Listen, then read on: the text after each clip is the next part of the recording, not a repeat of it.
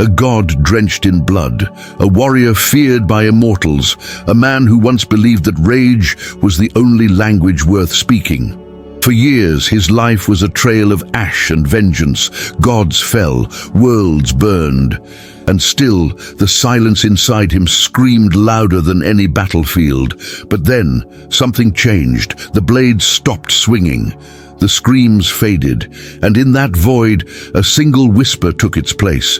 Not from a god, not from an oracle, but from a man who had lost everything, speaking to a child he barely knew how to love. Do not be sorry, be better. This is the story of a monster who tried to become a father, of a destroyer who dared to rebuild, of a man who, for the first time in his cursed life, chose not to kill but to grow. And that decision, that quiet, painful, repeated decision to walk away from rage, might make Kratos the most unexpected Stoic of all time. This is not a video about Greek mythology. It's not a game review. It's a philosophical exploration of transformation, power, control, and redemption. Because at its core, Stoicism isn't about sounding wise. It's about surviving your own chaos, about choosing reason over rage, about building something steady and strong in a world constantly falling apart. According to William B. Irvine, Stoicism is not about suppressing emotion. It's about preventing negative emotions from consuming your life. Welcome to the Stoic Lighthouse. Let the Stoic Lighthouse guide you toward peace and wisdom. If you're drawn to the quiet strength of ancient wisdom applied to modern life, give this video a like and subscribe. Your journey toward inner fortitude begins right now. Today we'll explore how Kratos, once a god of wrath, became an unlikely practitioner of Stoic principles like Amor, Fati, Prokopton, and the virtue of temperance. And most importantly, how his evolution reflects a path available to all of us, even if we carry monsters inside. But first, we have to meet the monster. Number 1. The ghost of Sparta and the storm of Pathos. Before we can understand the man Kratos became, we must first confront the monster he once was. This isn't just mythology. It's the anatomy of what happens when a soul is entirely consumed by rage. The Greek-era Kratos wasn't on a Stoic path. He was its total antithesis. He didn't seek virtue. He didn't seek reason. He sought only destruction. He was a slave to what ancient philosophers called pathos, not simply emotion, but raw, diseased emotion left unchecked and unexamined. It was fury unchained, grief turned into gasoline, vengeance so blind it scorched every life in its path, including his own. To the Stoics, this was hell on earth, a life completely dictated by external events, with no inner fortress to retreat to, a man who reacts but never reflects, who explodes but never pauses, who wins battles but loses himself. Kratos was not just angry, he was possessed by wrath. Tricked by Ares into murdering his wife and daughter, he carried his family's ashes on his skin as both a curse and a brand. His name became legend, not because he stood for something, but because he destroyed everything. According to Marcus Aurelius, the soul becomes dyed with the color of its thoughts. And Kratos' soul was blackened by grief and soaked in blood. There was no logos guiding his actions, no rational structure to his fury. He was Heraclitus' fire, not the creative flame of the cosmos, but a wildfire without boundaries. Chaos made flesh. For Kratos, every solution to pain was external. Kill another god, burn another city, smash another temple. But what happens when the gods run out? What happens when the world lies in ruins and you're still haunted? The goddess Athena confronts him in this era, stating a single devastating truth. You seek redemption for a sin that can never be forgiven. This is the delusion that Stoicism seeks to destroy, the belief that peace comes from fixing what's outside, that healing comes from conquest, that the answer lies in punishing the world harder than it has punished you. According to Epictetus, it is not suffering itself that makes us miserable, but our unwillingness to suffer properly. And Kratos, for all his strength, suffered like a child, screaming at the world to give him back what it had taken. But he never turned inward, never questioned the rage, never paused long enough to grieve like a man instead of a monster. He was powerful on the outside, but inside, he was completely ungoverned, a storm without a captain, a beast without a leash. And in that, he embodied the worst of us. Because let's be honest, who hasn't at some point believed that more force, more effort, more volume would bring peace? But the deeper Stoic truth is this: power without inner discipline is just noise. The real battle is never out there. It's in here, in the judgments we make, the passions we surrender to, and the choices we repeat in silence. Kratos hadn't yet begun that war, not really. Because you can't win an internal battle, you refuse to acknowledge. Number 2, victory without peace, burning the world to escape yourself. What happens when you get everything you wanted, and you're still haunted?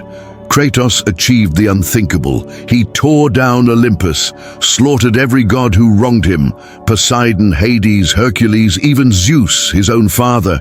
He burned the heavens to the ground, and in the final scene of God of War 3, we see him atop a mountain of divine corpses. The world lies in ruins, the gods are dead, his revenge complete, and yet the silence is deafening, the nightmares don't stop. The screams of his daughter still echo, the weight of the ashes clings to his skin. He is victorious, but hollow, stronger than ever, yet more broken than before. This is one of the most powerful lessons in all of Stoic philosophy, and perhaps the most brutally visual of them all, because you can win every external battle and still lose the only one that matters. According to Chrysippus, the Stoic logician, it is not the things themselves that disturb us, but the opinions we form about them. Kratos believed that he could silence his grief by conquering the gods, that by reshaping the world outside, he could silence the storm inside. But he misunderstood the nature of the battlefield entirely. And this isn't just myth, it's a mirror held up to all of us. How many modern men chase promotions, respect, wealth, vengeance, only to find themselves emptier than when they began? According to Ryan Holiday, success is not peace, it's not even progress if it leaves you feeling more anxious, not less. Kratos stood atop his ruined world and found no rest, no clarity, no redemption, only more shadows. Even Athena, once his ally, returns as a ghost, demanding the final spark of hope he hides within himself. Believing he has nothing left to give, Kratos does something unexpected. He turns the blade of Olympus on himself, not to die, but to release. This moment, strangely quiet, is the birth of a new kind of strength. He doesn't surrender to power, he surrenders to acceptance, to the reality that what he destroyed could never fix what was broken inside. According to Heraclitus, character is destiny. Kratos' character was forged in rage, so his destiny, no matter how godlike, was destruction. And the tragedy is, many of us walk the same path. We believe peace lies just beyond the next goal, the next win, the next enemy defeated. But the mountain never ends. The summit always moves. According to Mark Manson, you chase achievement expecting permanent happiness, but the satisfaction is brief. Before long, you're chasing the next thing. This cycle is what the modern world calls progress, but the Stoics called it delusion. Zeno, the founder of Stoicism, made it clear that tranquility isn't found in what we acquire, but in what we abandon. Kratos climbed to the top of the world and found no reward, not because peace isn't real, but because peace was never in Olympus. It was in the one place he had never looked, his own mind. When he gave hope to humanity, he didn't gain peace, but he took the first step toward it, by finally walking away from a war that could never be won. Number 3. The long winter, choosing to become a better man. What happens when a man built for war decides to stop fighting the world and begins confronting himself? After the destruction of Olympus, after the blood-drenched crusade against every deity who betrayed him, Kratos disappears. No more gods to kill, no more empires to topple, just snow, silence, and grief. The Kratos we meet again is no longer the god of war. He's something else, a shadow in the woods, a husband, a father, a man trying to live an ordinary life after an extraordinary collapse. But make no mistake, this chapter of his life is not peaceful, it's punishing, because the hardest war is the one we fight within. The philosophers called this phase metanoia, a radical transformation of the soul. And the engine of that transformation is choice. According to Epictetus, you are not your body, you are not your possessions, you are your faculty of choice. And that's exactly what Kratos begins to reclaim, his power to choose, to respond differently, to stop being the instrument of fury and try slowly, imperfectly, to become something else. This isn't about redemption through action, it's redemption through restraint. At some point between his fall and his reappearance in Midgard, Kratos makes a silent decision, one we never see in a cutscene, one that happens off-screen, but shapes everything that follows. He chooses to be better. Not perfect, not enlightened, just better. According to Musonius Rufus, no man is born courageous. Courage is acquired by doing courageous things. For Kratos, courage wasn't facing a hydra or climbing Mount Olympus. Courage was staying quiet when his son disobeyed him. It was resisting the beast within when grief knocked on the door again. It was keeping the monster on a leash, even when it screamed for blood. He builds a cabin, he buries his past. He becomes a father to Atreus. And for the first time, his story isn't driven by vengeance, but by duty. But let's not mistake this version of Kratos for a peaceful sage. The rage is still there. The ghost of Sparta is not dead. He's just buried under layers of willpower. Jordan Peterson, whose work parallels Stoic resilience in the modern world, explains that discipline is not the absence of aggression, it's its mastery. According to Jordan Peterson, a peaceful man is not a harmless man. A peaceful man is a dangerous man who has it under voluntary control. This is the winter of Kratos' soul, a cold, deliberate isolation where he forges a new identity. Not as a weapon, but as a father. Not as a god, but as a guide. According to Donald Robertson, Stoicism teaches us to transform adversity into fuel for virtue. And this is exactly what Kratos begins to do. His past, once a source of shame, now becomes his training ground. His pain becomes his teacher. His regrets, his compass. He doesn't erase who he was. He integrates it. He learns how to hold the axe not as an executioner, but as a protector. He learns how to speak, not with volume, but with weight.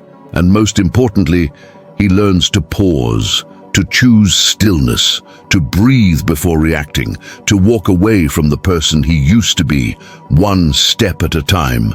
Kratos never became stoic because he read philosophy. He became stoic because he lived it, through repetition, through failure, through effort, through restraint. And that's what makes him human again, because the first sign of a man on the right path is that he's no longer obsessed with the past, nor addicted to proving himself in the future. He's focused on what he can control. And finally, Kratos does just that.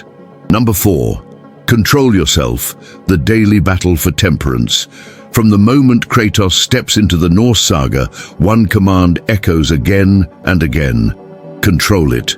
Control yourself. Don't be sorry. Be better. He speaks to his son, but he's also speaking to the beast inside. The war has changed, no longer a clash of gods and monsters. Now it's internal, subtle, daily, and infinitely harder. Temperance, sophrosyne. The ancient Stoics didn't see it as weakness, but as the highest form of strength. not the absence of feeling, but the ability to direct it with precision. Zeno of Citium, founder of Stoicism, believed that to live well meant aligning our choices with reason, even in the face of chaos. The goal is to live in agreement with nature, and our nature is reason. That's exactly what Kratos is trying to do, not by denying his rage, but by choosing not to let it rule him. When Baldur, the unkillable stranger, appears at his doorstep, insult after insult, strike after strike, Kratos doesn't explode. He restrains.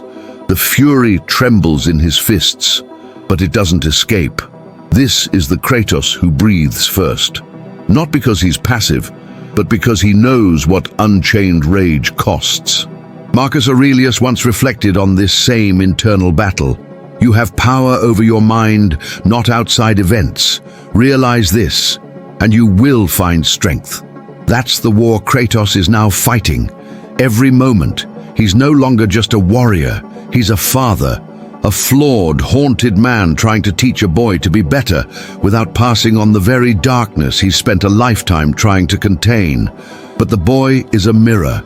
Every outburst, every mistake, every kill made in anger reflects a truth Kratos fears. The beast isn't gone, it's just waiting, and that fear demands vigilance. Viktor Frankl, survivor and psychiatrist, described the key to self-mastery with piercing clarity. Between stimulus and response, there is a space. In that space lies our power to choose. That space is where Kratos now lives. Every provocation is a test, every silence a small victory. He's not trying to be emotionless, he's trying to be deliberate. Seneca, who knew the burden of emotion inside Roman politics, once offered a strategy for handling anger. The best remedy for anger is delay, and Kratos delays. When Atreus kills a defenseless man in a moment of fury, the old Kratos would have punished him with rage, but this one doesn't scream, he doesn't strike, he simply says, "Go home," because he knows the wrong word, spoken in anger, can do more harm than any blade. That's the weight of self-control, heavy, lonely, relentless. Massimo Pigliucci, a modern Stoic voice, explains that temperance isn't suppression, it's awareness, the ability to feel deeply and still act wisely. A Stoic is not a stone. He feels, but does not fall. Kratos still feels. Deeply. His anger isn't gone. It's chained, guarded, watched, not to be killed but tamed. He's not emotionless.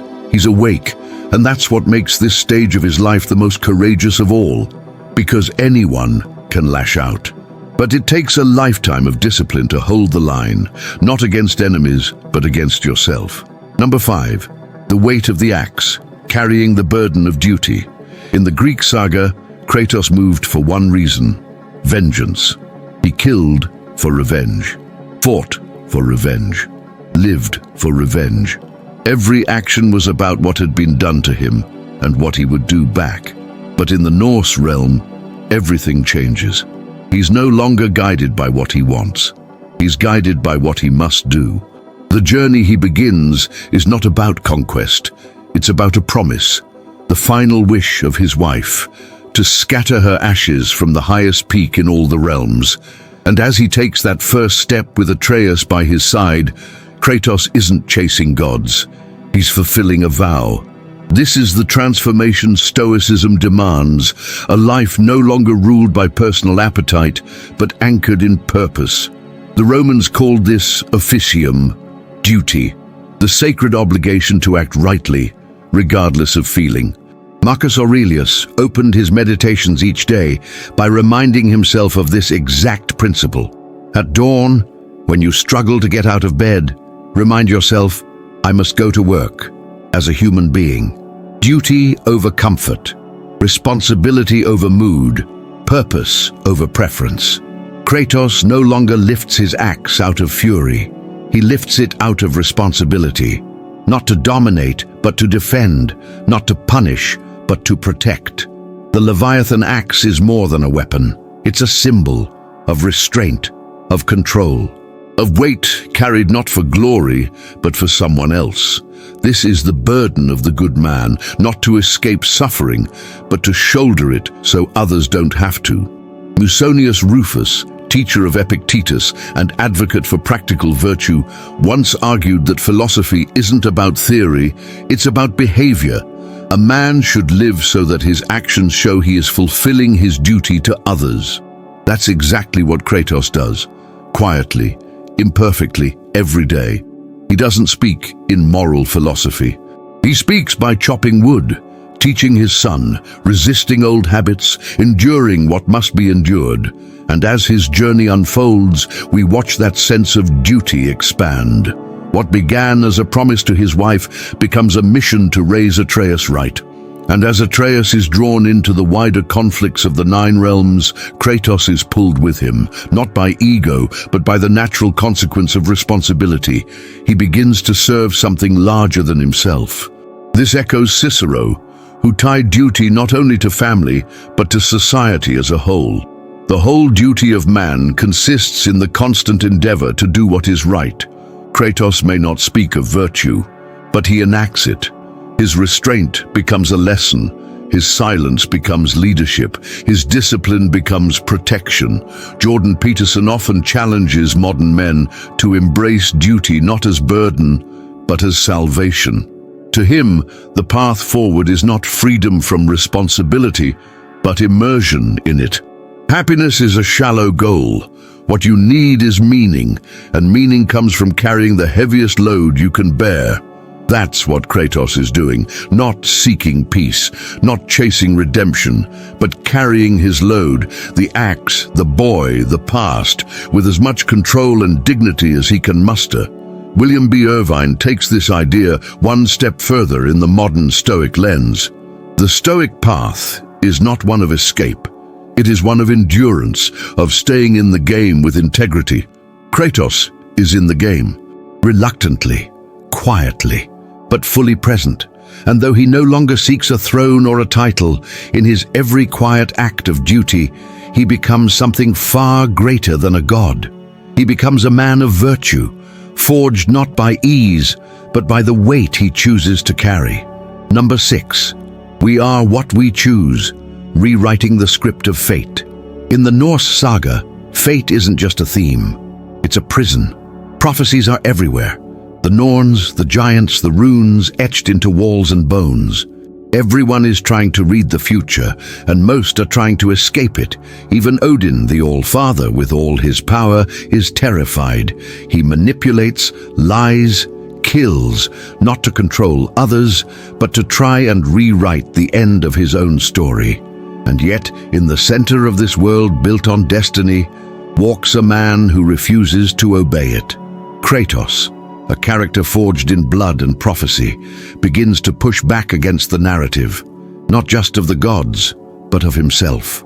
When Atreus confronts the murals of their supposed future, Kratos doesn't surrender to them. He speaks words that could have come straight from a Stoic philosopher.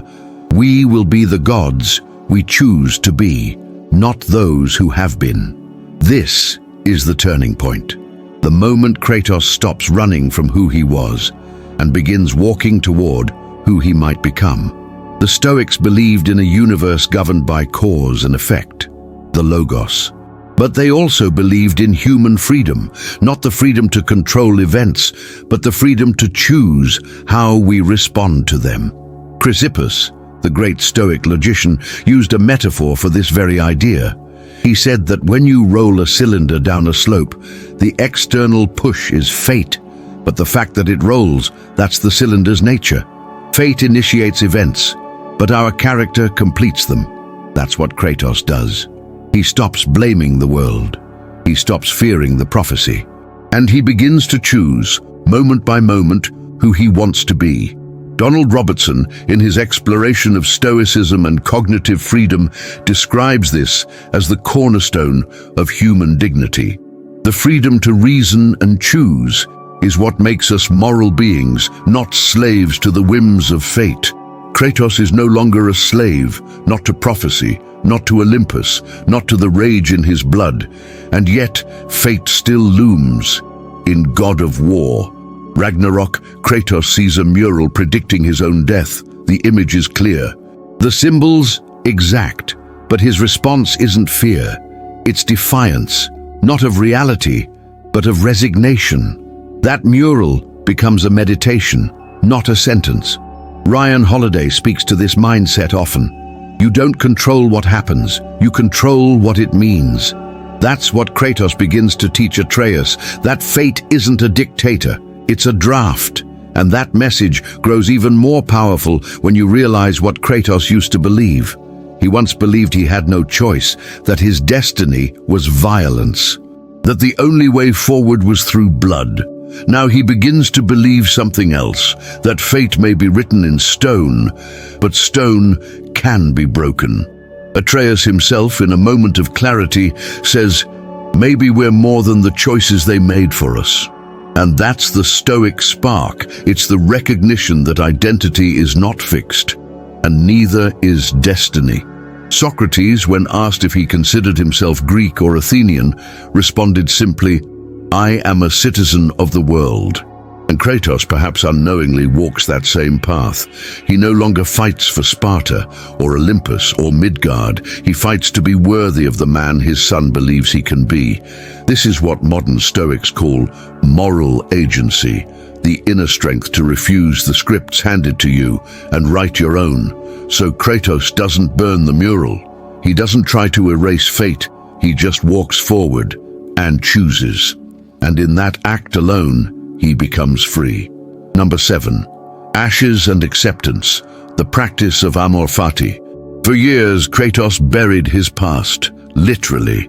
The blades of chaos, the very weapons that symbolized everything he hated about himself, were hidden beneath his home, buried deep in the snow, far from the eyes of his son, far from the man he was trying to become. He had moved on. New land, new wife, new identity, but there is no peace in pretending. When Atreus falls ill, deathly ill, and the only path to save him leads back through Helheim, Kratos has no choice. The Leviathan axe, for all its power, cannot survive there. He must return home. He must dig. He must face the monster he used to be. And in one of the most haunting scenes in the entire saga, we see him wrap the chains once again around his forearms. As the ghostly voice of Athena appears, her judgment cuts deeper than any blade. "You will always be a monster." His reply is not denial, not defiance, but something quieter, stronger. "I know, but I am your monster no longer." And this moment is not about violence, it's about integration. Kratos is no longer trying to erase who he was, he's trying to reclaim it and use it in service of who he's becoming. This is the essence of Amor Fati, the Stoic principle of loving fate, not just accepting it, not just tolerating the past, but embracing it as the fuel of transformation. Marcus Aurelius lived by this idea in the midst of war, plague, and betrayal. The blazing fire makes flame and brightness out of everything that is thrown into it. Kratos was once consumed by fire. Now he's learning to wield it. And that shift from repression to redemption is echoed in one of the most radical thinkers to touch Stoic ideas, Friedrich Nietzsche. Though not a Stoic himself, he expanded Amor Fati to its most poetic form. "My formula for greatness in a human being is Amor Fati, that one wants nothing to be different, not forward, not backward, not in all eternity." Kratos will never undo the ashes on his skin. He will never erase what he did in Sparta or Olympus or the underworld, but now he no longer runs from those memories. He carries them, he wears them, and he transforms them. Jordan Peterson speaks of this process as integrating the shadow. He warns that trying to kill the darkness inside us only makes it stronger. But if we face it, name it, we can give it purpose. You don't eliminate your inner monster, you train it. You give it a reason to exist.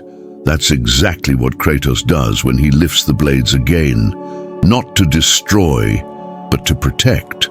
Not for wrath, but for love. And when they finally reach the peak of Jotunheim, Kratos and Atreus fulfill Faye's wish. They scatter her ashes, but something else is scattered there too, the ashes of guilt, shame, self-hatred. For the first time, Kratos is not trying to rewrite his past, he's accepting it. And in that acceptance, there is peace. Amor Fati is not passive. It is not fatalism. It is courage. The courage to look at your scars and say, this too is part of me. Kratos didn't become better by erasing what he was. He became better when he finally stopped hiding it. Number 8. The god of war is a Prokopton. Is Kratos a Stoic sage? Has he reached ataraxia, the state of perfect tranquility? Has he eliminated his anger, silenced every ghost, mastered every emotion? No. And that's exactly what makes him powerful. Kratos is not a sage. He is something far more relatable. He is a Prokopton, a man who is progressing. In Stoicism, the Prokopton is not the perfect man. He's the one who wakes up and tries again, the one who stumbles but still walks forward, the one who feels the rage but reaches for restraint anyway. Seneca never claimed to be a sage. He often warned against seeking perfection too early, and instead called his readers to seek progress. I do not claim to be a wise man. I hope only to be better than the worst of men. This is Kratos. He is not who he used to be, and not yet who he wants to become, but he's moving. He's fighting. He's choosing. One breath at a time, one word at a time, one withheld strike at a time. There's a scene where Atreus makes a mistake, a dangerous one. The old Kratos would have yelled, maybe worse, but this one pauses, swallows his anger, and says quietly, "You are not ready." That's not cruelty. That's discipline. That's a man choosing to respond instead of react. A man failing better than before. William B. Irvine often reminds us that Stoicism isn't a goalpost. It's a practice, a tool set, a direction. The Stoic life is not about achieving perfection. It's about cultivating resilience, clarity, and moral progress. Kratos embodies that. He still struggles, still clenches his fists, still raises his voice when he shouldn't, still fears the darkness he once called home. But now he apologizes, he reflects, he adjusts. There's a scene in Ragnarok where he admits, with visible weight in his voice, "I have made many mistakes. I cannot change the past, but I can try to make things right for you." That's Stoicism in action. Not detached indifference, not cold silence, but engaged effort, grounded in virtue. Epictetus never asked men to be perfect. He asked them to be honest about their faults and about their ability to grow beyond them. No man is free who is not master of himself. Kratos isn't free because the gods left him alone.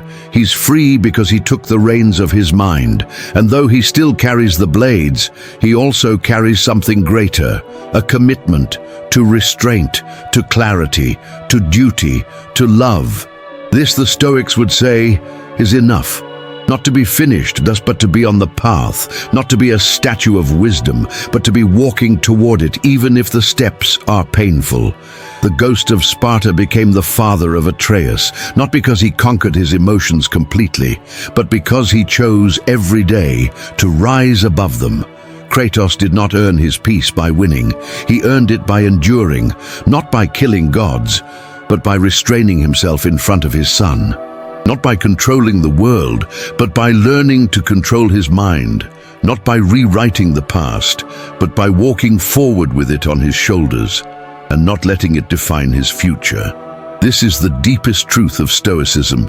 You don't become free by escaping the storm. You become free by learning to stand still inside it. Kratos showed us something ancient, something forgotten by most of today's world. That true strength is not destruction. It's discipline. That courage is not charging into battle. It's being willing to change who you've been.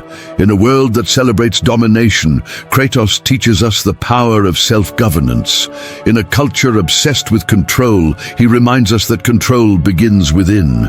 And in a time when many feel lost, anxious, angry, and directionless, his journey lights the way back to something older, something unshakable. The The Stoics never promised comfort. They promised clarity. They didn't promise escape.